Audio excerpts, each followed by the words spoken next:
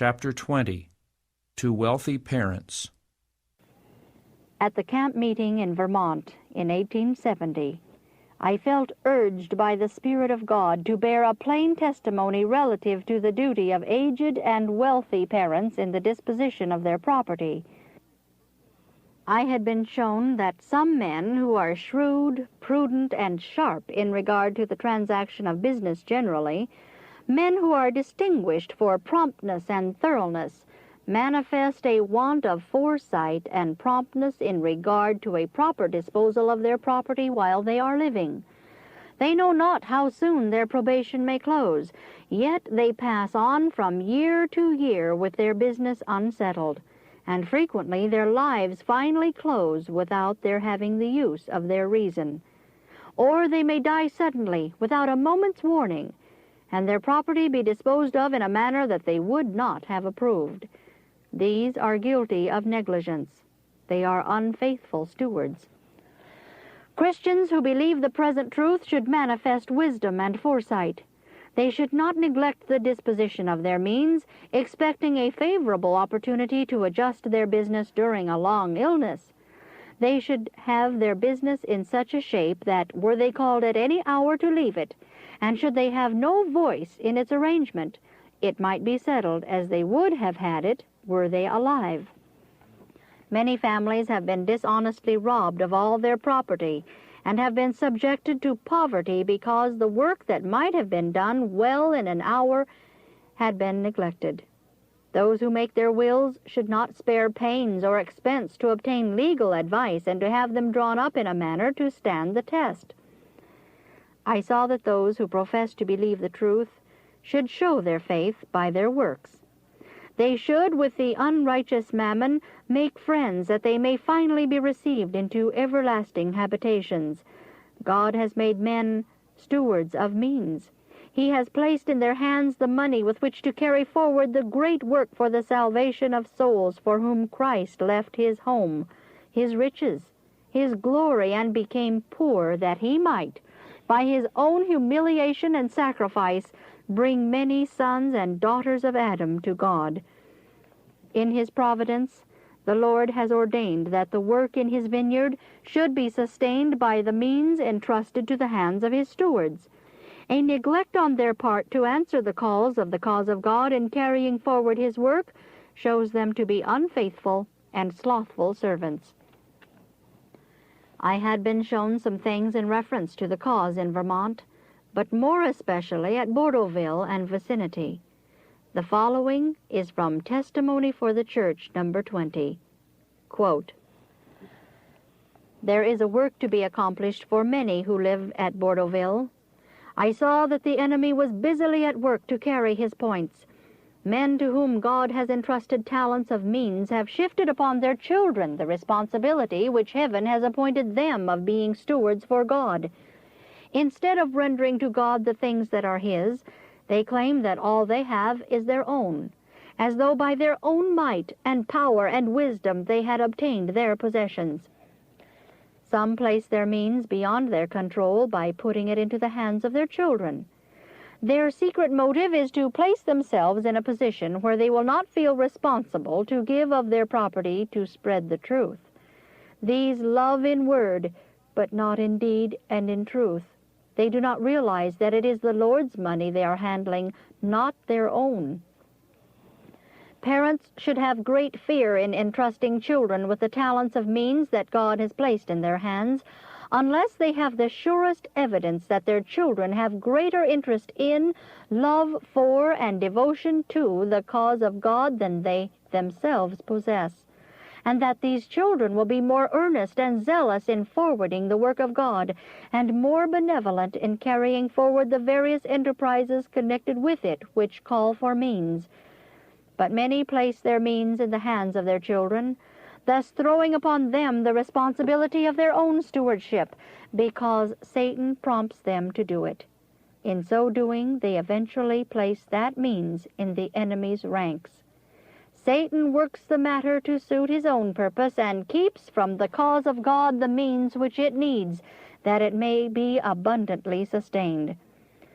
Many who have made a high profession of faith are deficient in good works. If they should show their faith by their works, they could exert a powerful influence on the side of truth, but they do not improve upon the talents of means lent them by God.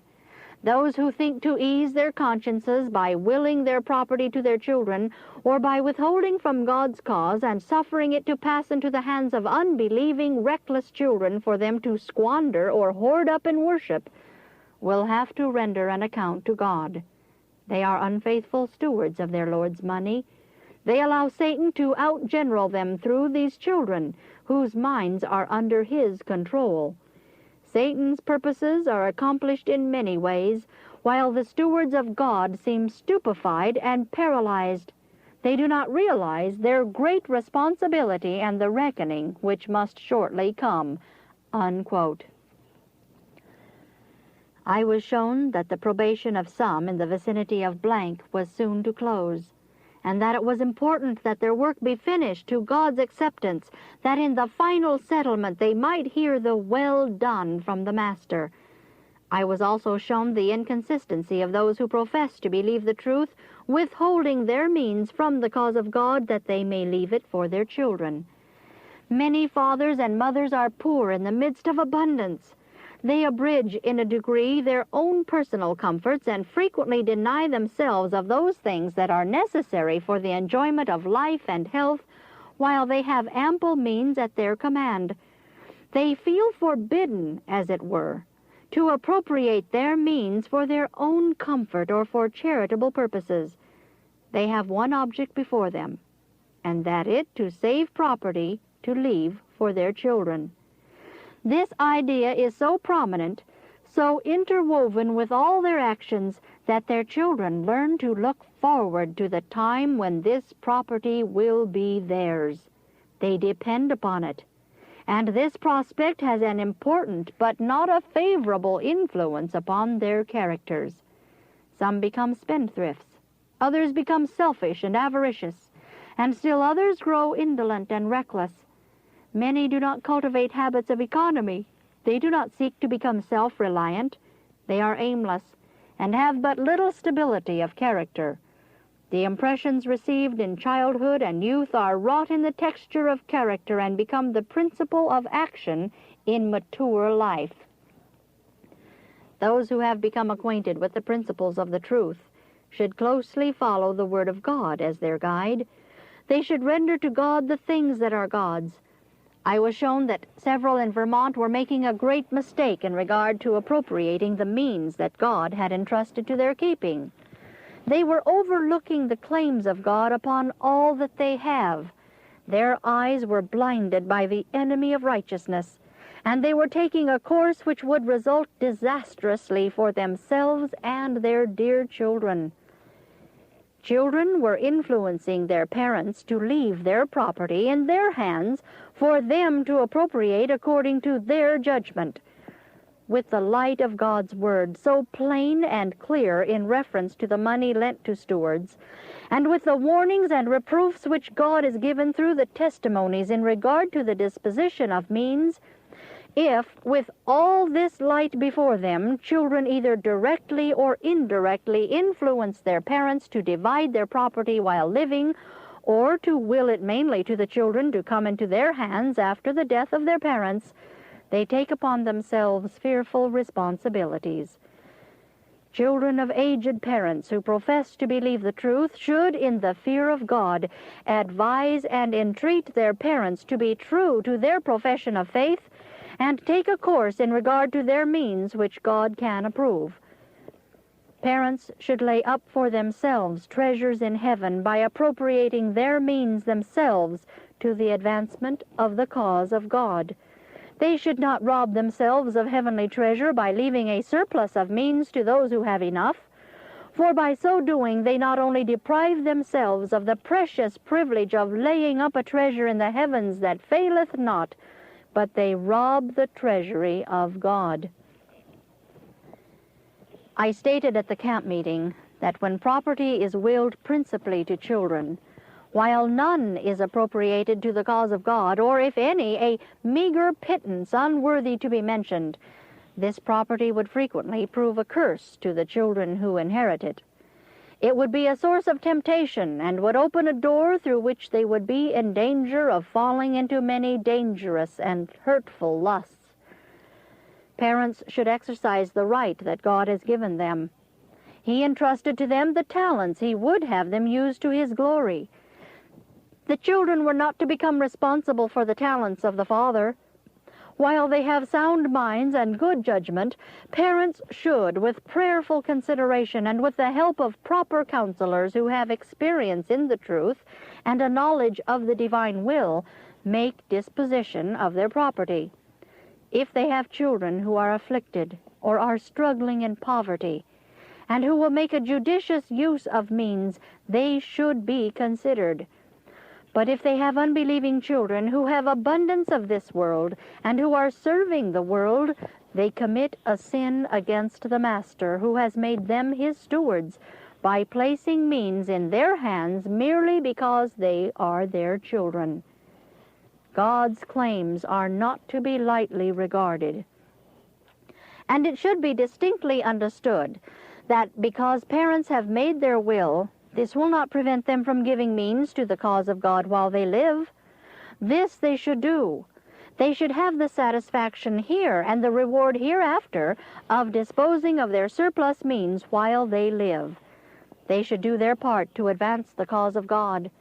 They should use the means lent them by the Master to carry on the work which needs to be done in His vineyard. The love of money lies at the root of nearly all the crimes committed in the world. Fathers who selfishly retain their means to enrich their children, and who do not see the wants of the cause of God and relieve them, make a terrible mistake. The children whom they think to bless with their means are cursed with it. Money left to children frequently becomes a root of bitterness. They often quarrel over the property left them, and in case of a will, are seldom all satisfied with the disposition made by the father. And instead of the means left exciting gratitude and reverence for his memory, it creates dissatisfaction, murmuring, envy, and disrespect. Brothers and sisters who were at peace with one another are sometimes made at variance, and family dissensions are often the result of inherited means. Riches are desirable only as a means of supplying present wants and of doing good to others. But inherited riches oftener become a snare to the possessor than a blessing. Parents should not seek to have their children encounter the temptations to which they expose them in leaving them means which they themselves have made no effort to earn. I was shown that some children, professing to believe the truth, would, in an indirect manner, influence the father to keep his means for his children instead of appropriating it to the cause of God while he lives. Those who have influenced their father to shift his stewardship upon them little know what they are doing. They are gathering upon themselves double responsibility, that of balancing the father's mind so that he did not fulfill the purpose of God in the disposition of the means lent him of God to be used to his glory, and the additional responsibility of becoming stewards of means that should have been put out to the exchangers by the father, that the master could have received his own with usury. Many parents make a great mistake in placing their property out of their hands into the hands of their children while they are themselves responsible for the use or abuse of the talent lent them of God. Neither parents nor children are made happier by this transfer of property, and the parents, if they live a few years even, generally regret this action on their part. Parental love in their children is not increased by this course. The children do not feel increased gratitude and obligation to their parents for their liberality. A curse seems to lay at the root of the matter, which only crops out in selfishness on the part of the children, and unhappiness and miserable feelings of cramped dependence on the part of the parents. If parents, while they live, would assist their children to help themselves, it would be better than to leave them a large amount at death. Children who are left to rely principally upon their own exertions make better men and women, and are better fitted for practical life than those children who have depended upon their father's estate. The children left to depend upon their own resources generally prize their abilities, improve their privileges, and cultivate and direct their faculties to accomplish a purpose in life. They frequently develop characters of industry, frugality, and moral worth, which lie at the foundation of success in the Christian life. Those children for whom parents do the most frequently feel under the least obligation toward them.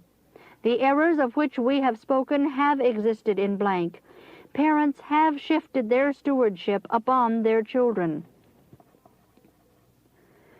At the camp meeting at blank, 1870, I appealed to those who had means to use that means in the cause of God as His faithful stewards and not leave this work for their children. It is a work which God has called them to do, and when the Master calls them to account, they can, as faithful stewards, render to Him that which He has lent them, both principal and interest. Brethren X, Y, Z were presented before me. These men were making a mistake in regard to the appropriation of their means. Some of their children were influencing them in this work, and were gathering upon their souls responsibilities that they were ill prepared to bear. They were opening a door and inviting the enemy to come in with his temptations to harass and destroy them. The two younger sons of Brother X were in great danger.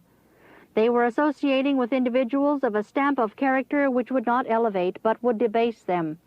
The subtle influence of these associations was gaining an imperceptible influence over these young men. The conversation and deportment of evil companions were of that character to separate them from the influence of their sisters and their sisters' husbands. While speaking upon this subject at the camp meeting, I felt deeply. I knew the persons were before me whom I had seen in vision. I urged upon those who heard me the necessity of thorough consecration to God. I called no names, for I was not permitted to do this. I was to dwell upon principles, appeal to the hearts and consciences, and give those who profess to love God and keep His commandments an opportunity to develop character. God would send them warnings and admonitions, and if they really desired to do His will, they had an opportunity. Light was given, and then we were to wait and see if they would come to the light. I left the camp meeting with a burden of anxiety upon my mind in reference to the persons whose danger I had been shown. In a few months, news reached us of Brother Y's death. His property was left to his children. Last December, we had an appointment to hold meetings in Vermont. My husband was indisposed and could not go. In order to save too great a disappointment, I consented to go to Vermont in company with Sister Hall. I spoke to the people with some freedom, but our conference meetings were not free. I knew that the Spirit of the Lord could not have a free course until confessions were made and there was a breaking of heart before God. I could not keep silent. The Spirit of the Lord was upon me, and I related briefly the substance of what I have written. I called the names of some present who were standing in the way of the work of God. The result of leaving property to children by will, and also of parents shifting the responsibility of their stewardship upon their children while the parents were living, had been verified before them. Covetousness had led Brother Y's sons to pursue a wrong course. This was especially true of one of his sons. I labored faithfully, relating the things which I had seen in reference to the church, especially to the sons of Brother Y. One of these brothers, himself a father, was corrupt in heart and life, a reproach to the precious cause of present truth. His low standard of morals was corrupting to the youth. The Spirit of the Lord came into the meetings, and humble confessions were made by some, accompanied by tears. After the meeting, I had an interview with the younger sons of Brother X. I pleaded with them and entreated them for their souls' sake to turn square about, break away from the company of those who were leading them on to ruin, and seek for the things which make for their peace. While pleading for these young men, My heart was drawn out after them, and I longed to see them submit to God. I prayed for them, and urged them to pray for themselves. We were gaining the victory. They were yielding. The voice of each was heard in humble penitential prayer, and I felt that indeed the peace of God rested upon us. Angels seemed to be all around us, and I was shut up in a vision of God's glory. The state of the cause at blank was again shown me. I saw that some had backslidden far from God. The youth were in a state of backsliding. I was shown that the two younger sons of Brother X were naturally good-hearted, conscientious young men, but that Satan had blinded their perception. Their companions were not all of that class which would strengthen and improve their morals or increase their understanding and love for the truth and heavenly things. One sinner destroyeth much good. The ridicule and corrupt conversation of these companions had had its effect to dispel serious and religious impressions. It is wrong for Christians to associate with those whose morals are loose. An intimate daily intercourse which occupies time without contributing in any degree to the strength of the intellect or morals is dangerous. If the moral atmosphere surrounding persons is not pure and sanctified, but is tainted with corruption, those who breathe this atmosphere will find that it operates almost insensibly upon the intellect and heart, to poison and to ruin. It is dangerous to be conversant with those whose minds naturally take a low level. Gradually and imperceptibly, those who are naturally conscientious and love purity will come to the same level and partake of and sympathize with the imbecility and moral barrenness with which they are so constantly brought in contact. It was important that the associations of these young men should change. Evil communications corrupt good manners. Satan has worked through agents to ruin these young men. Nothing can more effectually prevent or banish serious impressions and good desires than association with vain, careless, and corrupt-minded persons. Whatever attraction such persons may possess by their wit, sarcasm, and fun, the fact that they treat religion with levity and indifference is sufficient reason why they should not be associated with. The more engaging they are in other respects, the more should their influence be dreaded as companions, because they throw around an irreligious life so many dangerous attractions. These young men should choose for their associates those who love the purity of truth, whose morals are untainted, and whose habits are pure. They must comply with the conditions laid down in the Word of God, if they would indeed become sons of God, members of the royal family, children of the heavenly King. Come out from among them, and be ye separate, saith the Lord, and touch not the unclean thing, and I will receive you. God loves these young men, and if they will follow the leadings of His Spirit and walk in His counsel, He will be their strength. God has given Brother A.Y. good abilities, quick perceptions, and a good understanding of His Word. If his heart were sanctified, he could have an influence for good with his brothers, as well as his neighbors and those with whom he associates. But the love of money has taken so firm a hold of his soul, and has been so interwoven with all the transactions of life, that he has become conformed to the world instead of being transformed by the renewing of the mind. His powers have been perverted and debased by sordid love of gain, which has made him selfish, penurious, and overbearing. Had his qualities been put into active use in his master's service, rather than used to serve his own selfish interests, had his object and aim been to do good and glorify God, the qualities of mind that God had given him would impart to his character an energy, humility, and efficiency which could not fail to command respect, and would give him an influence over all with whom he associated. I was shown that the property left by the father had indeed been a root of bitterness to his children. Their peace and happiness and their confidence in one another had been greatly disturbed by it. Brother A.Y. did not need his father's property. He had enough talents to handle that God had entrusted to his management. If he made a right disposition of that which he had, he would at least be among that number who were faithful in that which is least. The addition of the stewardship of his father's property, which he had covetously desired, was a heavier responsibility than he could well manage. For several years, the love of money has been rooting out the love of humanity and the love of God, and as the means of his father were within his reach, he desired to retain all that was possible in his own hands. He pursued a selfish course toward his brothers because he had the advantage and could do so. His brothers have not had right feelings. They have felt bitter toward him.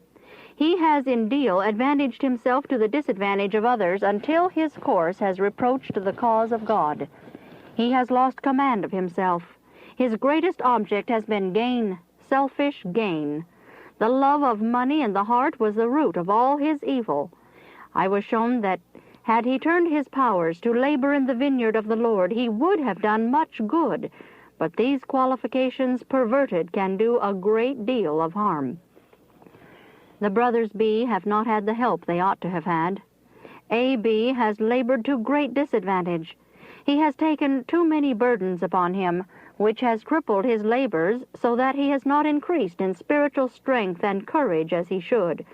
The church, who have the light of truth and should be strong in God to will and do, and to sacrifice if need be for the truth's sake, have been weak children. They have required the time and labor of Brother A.B. to settle difficulties which should never have existed. And when these difficulties have arisen because of selfishness and unsanctified hearts, they should have been put away in an hour, had there been humility and a spirit of confession. The brothers B made a mistake in remaining at blank. They should change their location and not see this place oftener than a few times in the year. They would have had greater freedom in bearing their testimony. These brethren have not felt freedom in speaking out truth and facts as they have existed. If they had lived elsewhere, they would have been more free from burdens, and their testimony would have had tenfold more weight when they did visit this church. While Brother A.B. has been weighed down with petty church trials and kept at blank, he should have been laboring abroad. He has served tables until his mind has become clouded, and he does not comprehend the force and power of the truth. He has not been awake to the real wants of the cause of God. He has been losing spirituality and courage. The work of keeping up systematic benevolence has been neglected.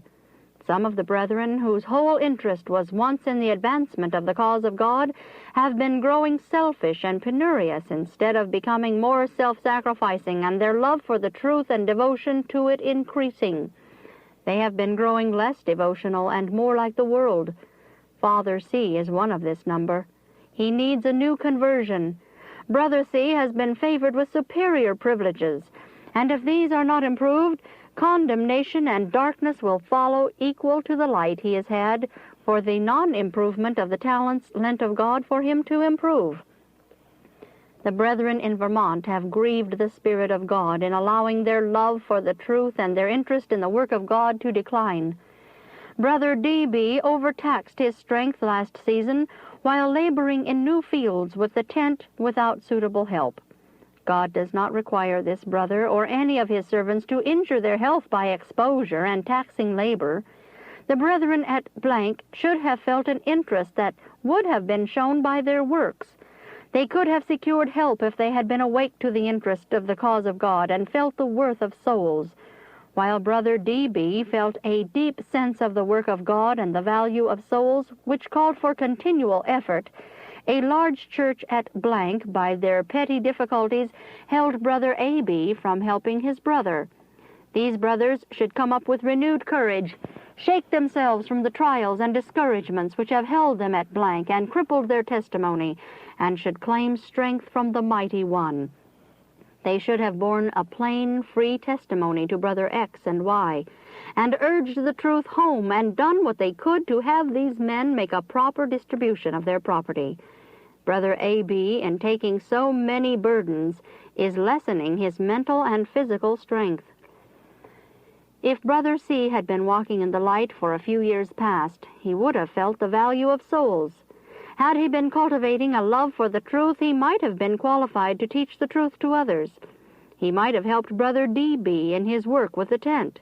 He might at least have taken the burdens of the church at home. If he had had love for his brethren and been sanctified through the truth, he could have been a peacemaker instead of a stirrer-up of strife, which, united with other difficulties, called Brother A.B. from his brother's side at a most important time and resulted in Brother D.B.'s laboring far beyond his strength.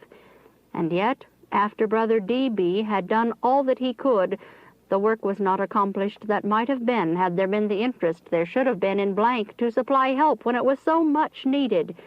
A fearful responsibility rests upon that church for their neglect of duty. I was shown that Brother X's course in dividing his property among his children was shifting the responsibility upon them which he should not have laid off. He now sees that the result of this course has brought to him no increase of affection from his children. They have not felt under obligation to their parents for what they have done for them. These children were young and inexperienced. They were not qualified to bear the responsibility laid upon them. Their hearts were unconsecrated, and true friends were looked upon by them as designing enemies, while those who would separate very friends were accepted. These agents of Satan were continually suggesting false ideas to the minds of these young men, and the hearts of brothers and sisters, father and mother, were at variance. Father X made a mistake. Had he confided more in his daughters' husbands, who loved the truth in sincerity, and had he been more willing to be helped by the advice of these men of experience, great mistakes might have been prevented. But this is the way the enemy generally succeeds in managing matters in regard to the appropriation of means. These cases mentioned were designed of God to be developed that all might see the effect of the deceitfulness of riches upon the heart.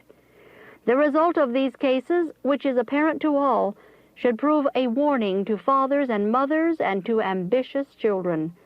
The Word of God defines covetousness as idolatry.